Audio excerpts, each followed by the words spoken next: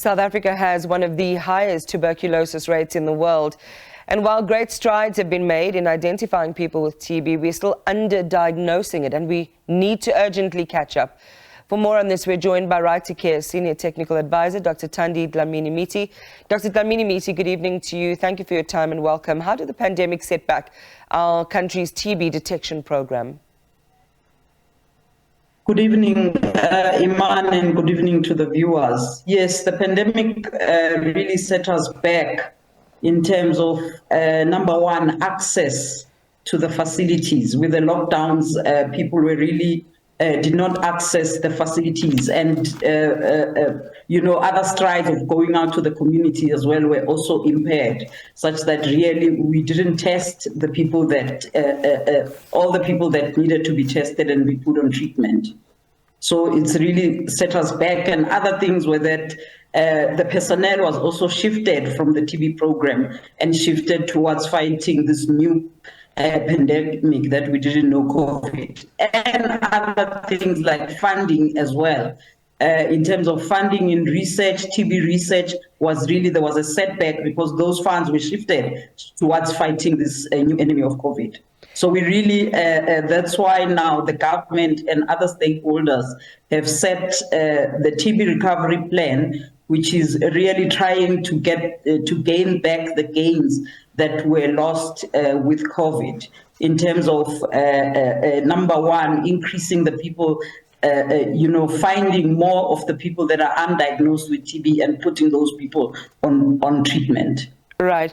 I heard an interesting statement being made, for a lot of people who think, oh, I can't get TB, it's not me, that if you can breathe, you can get TB. So it is out there. And perhaps we started with the wrong question first. The first one is to explain to a lot of people what TB is, for those who may not know. Okay, so TB is actually an infectious disease that is caused by a bacteria called a Mycobacterium tuberculosis. So the people that are sick with TB, especially of the lungs, it can affect most parts of the body, but usually affects the lungs. And the people that have pulmonary TB, when they speak or cough or just breathe, normal breathing, then through the droplet spread, the TB gets into the air.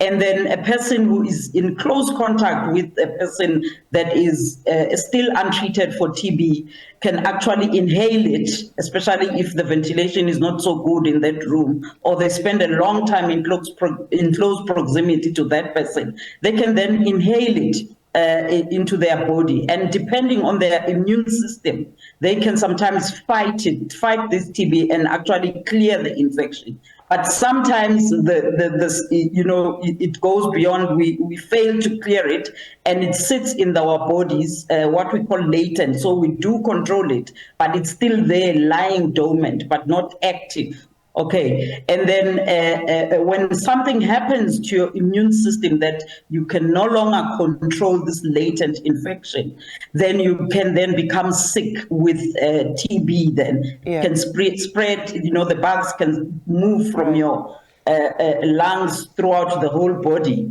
But what we've also found out recently in the last 7 years is that there is a stage. Previously, we used to think that you have either latent infection, where the bacilli, the bacteria, is just lying dormant there or sleeping, or you have clinical disease where you are sick with TB, coughing, night sweats, feeling tired, fever, and many other symptoms.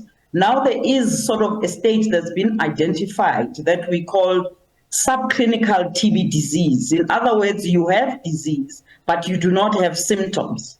So it seems that is also adding in terms of spreading, because these people, it's been difficult to identify. It's easy when somebody has got the symptoms.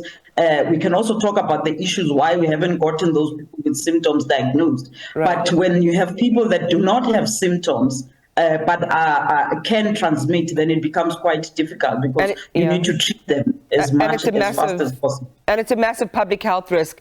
And I'm glad you touched on the symptoms, because I think that's important. One of the other problems we have is that people are not completing their treatment. It's a big part of the problem. More than half the people who begin treatment, I think north of 50% or 57%, don't finish it. Where does this leave the efficacy of drugs and how they're risking their lives? Because, you know, one imagines you've got to increase the treatment strength, and it gets to a point where they become drug resistant.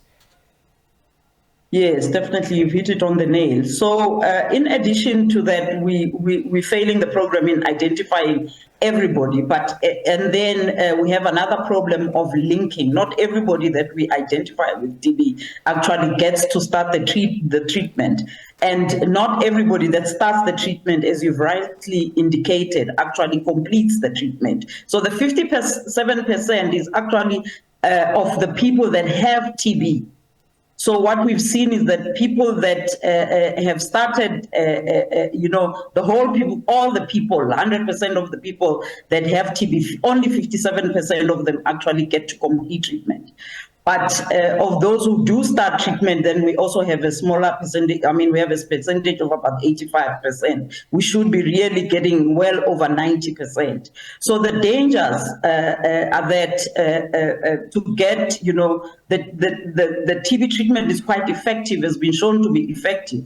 If taken correctly, so you can avert deaths, you can avert complications, and achieve cure if you can. But then, as you said, if you do not, then are not able to take your treatment properly, then you risk you run the risk of complications. You run the risk of drug resistance. So your TB then grows clever and then sort of is not amenable to the treatment that you're taking. Yeah. And then you also run the risk of spreading more now, even drug-resistant TB to other people, your loved ones in the community. So it's quite important that once you start TB treatment, you really take it as advised and you really take it and complete.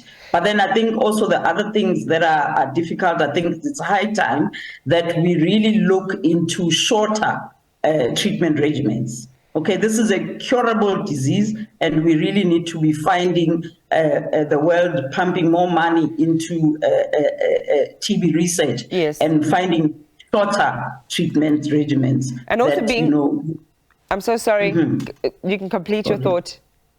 No, it's fine. Right.